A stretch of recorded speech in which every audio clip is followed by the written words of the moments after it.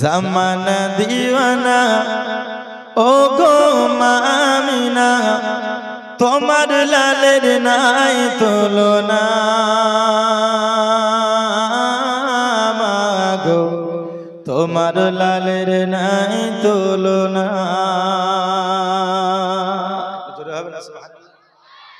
জামানা দিওয়ানা ও গো মা আমিনা, তোমার লালের নাই তুলনা।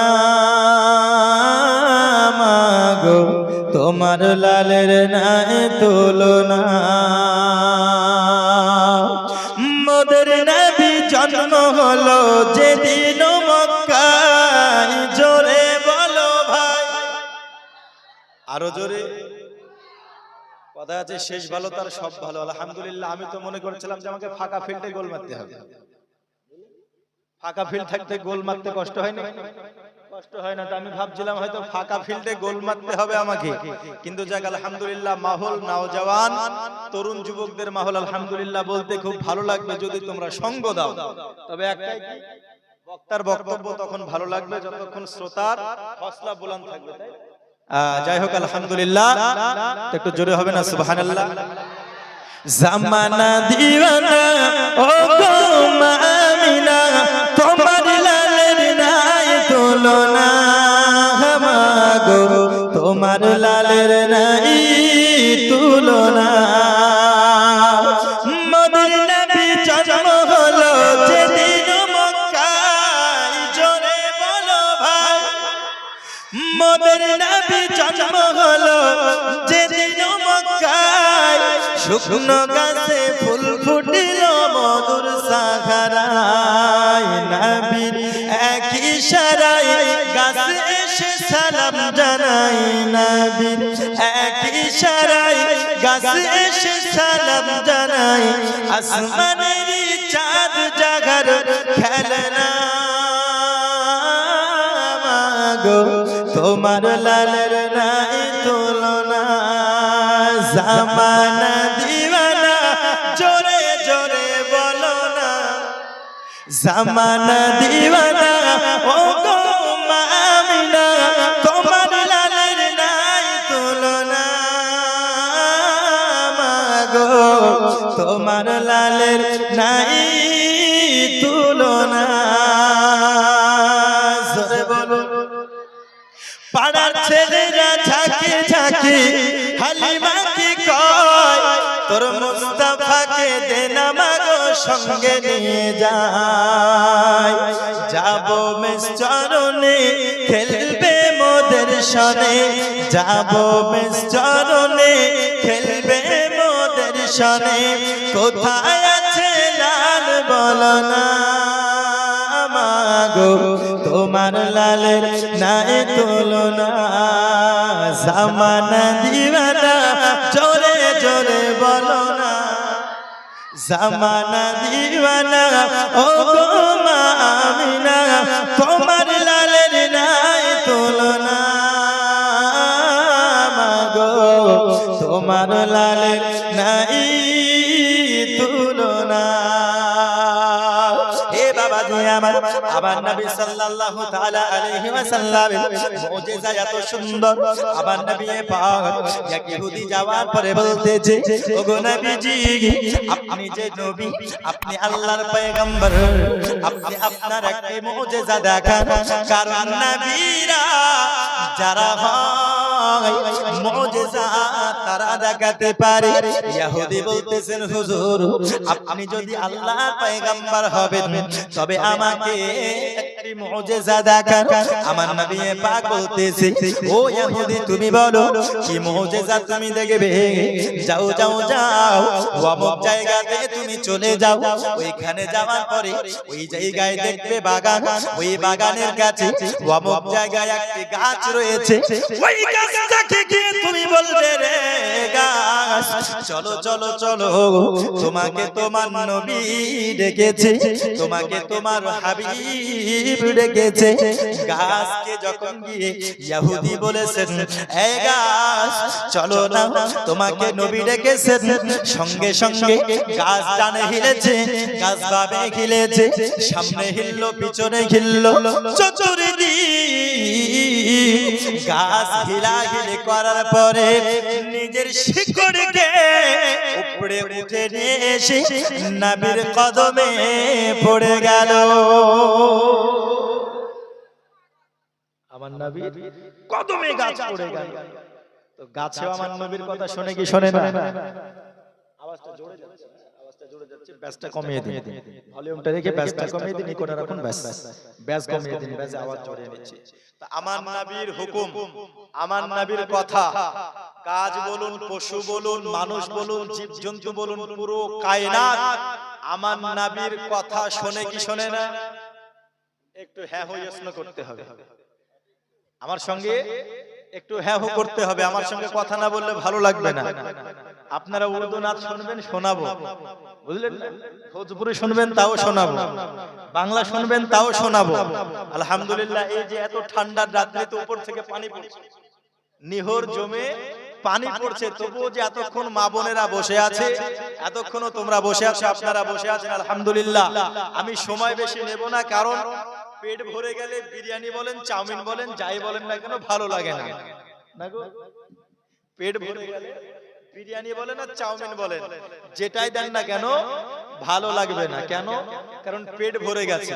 তা আপনাদের পেট ভরে গেছে বুঝেছি, পেট ভরা অবস্থাতে আমাকে তুলেছে, তো দই মিষ্টিটা দিতে হলে তো একটু সময় লাগবে, তাই না গো? খাবার শেষে তো দই মিষ্টিটা খাবেন, তাই না? তো এখানে এসেছেন দোয়া না নিয়ে, আখিরে মোনাজাত, কথা আছে শেষ ভালো তার সব ভালো, তো দোয়া নিয়ে যাবেন। আপনাদের প্রত্যেকটা ইবাদত এবং এই যে হাদিস কোরআনের আলোচনা আমরা শুনছি, আল্লাহ রাসূল সাল্লাল্লাহু আলাইহি ওয়াসাল্লাম বলেন এটাও হলো একটা ইবাদত। জোরে বলুন সুবহানাল্লাহ। এটাও একটা ইবাদত। আর এতক্ষণ রাত 12টা পর্যন্ত যারা বসে থাকে, এরা কিন্তু সাধারণ কোনো মানুষ নয়।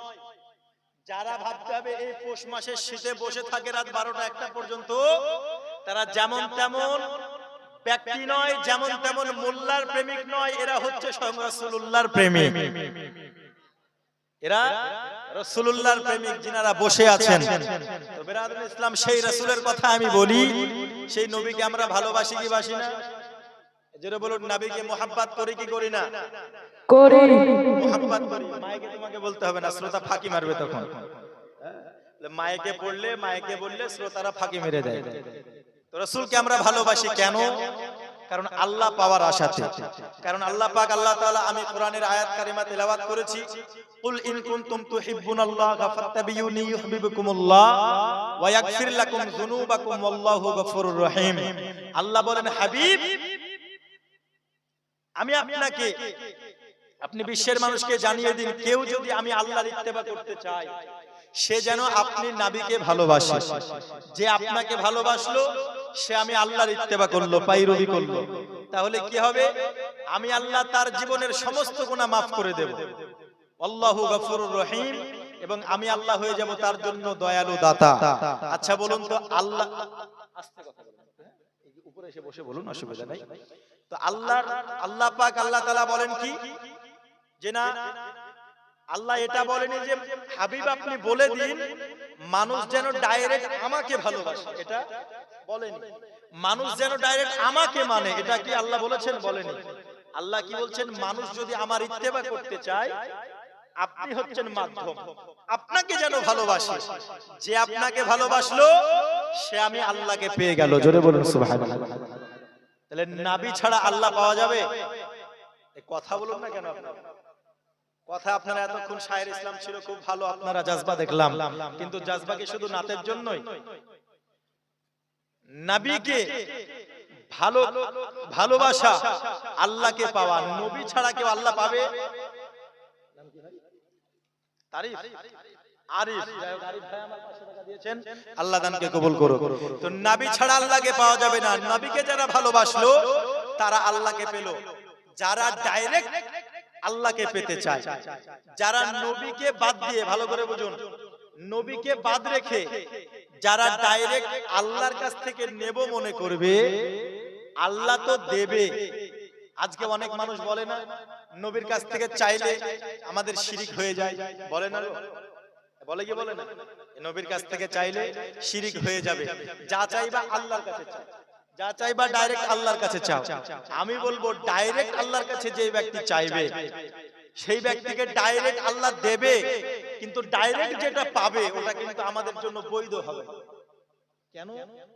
কারণ মিডিলে মুস্তাফা যতক্ষণ না থাকবে, ওসিলায়ে মুস্তাফা যতক্ষণ না অবলম্বন করবে, ডাইরেক্ট আল্লাহর কাছ থেকে নিলে আল্লাহ তো দেবে, আল্লাহ ওটা আমাদের জন্য বৈধ হবে না। এখন বলবেন হুজুর ডাইরেক্ট যদি আল্লাহ দেয় আমাদের জন্য কেন বৈধ হবে না? তাই না, কেন বৈধ হবে না?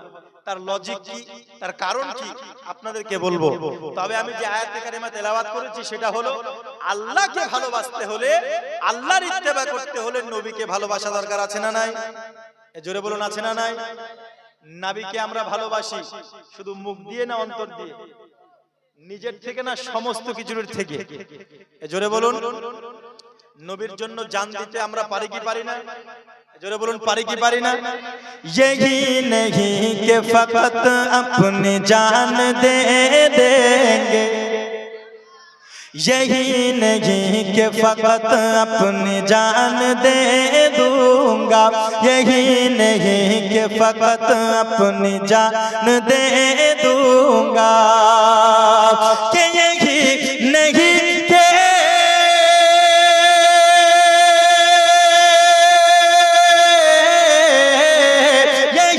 नहीं कि फकत अपनी जान दे दूंगा, नबी के वास्ते, नबी के वास्ते कुल खानदान दे दूंगा, नबी के। सुभान अल्लाह नहीं बोलेंगे? नबी के वास्ते खानदान देने के लिए हम तैयार है ना? नहीं नहीं नहीं, आप लोग माहौल ऐसा नहीं ले रहा है, आप लोग मजा नहीं आ रहा। एक बार बोलिए सुभान अल्लाह, और जोर से सुभान अल्लाह। नबी के वास्ते कुल खानदान दे दूंगा। नबी का एक आशिक हजरत बिलाल, बोलिए सुभान अल्लाह। हजरत बिलाल जब आजान देना चाहा तो अबू जहल ने क्या बोला, और बिलाल उसका क्या रिप्लाई देता है कि अबू जहल बोला मैं तेरी जुबान से